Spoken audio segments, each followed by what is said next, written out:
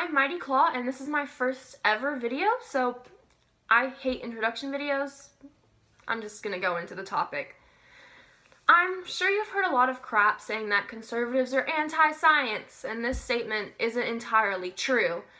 The way the media portrays conservatives is very negative, but it's not like the media has bias, right? This is mostly in light of the March for Science that I felt like I had to make a video, but let's move on. I personally love science and I want to be a biologist when I'm older, but it seems like science is turning into a leftist movement.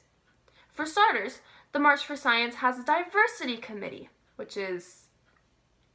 Okay, diversity is not bad, but it shouldn't be forced. If the community is truly diverse, their events will be diverse and there's no need for diversity to be created.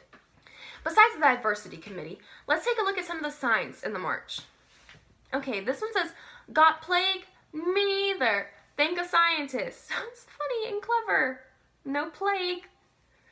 Okay, science is not a liberal conspiracy. However, the way it is being portrayed in this march makes it sound like it is. A woman's place is in the lab. Okay, that's funny. But it's still not pushing the scientist's view.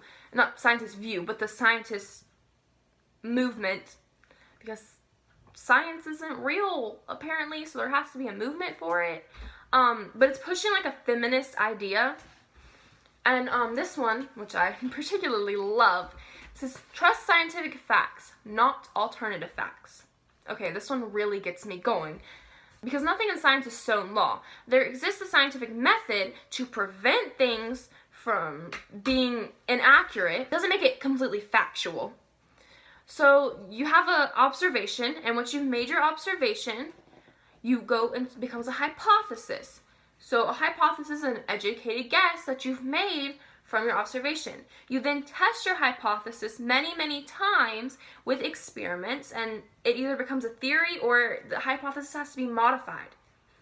After it becomes a theory, it can, again, either move on to become a scientific law or go back to be revised.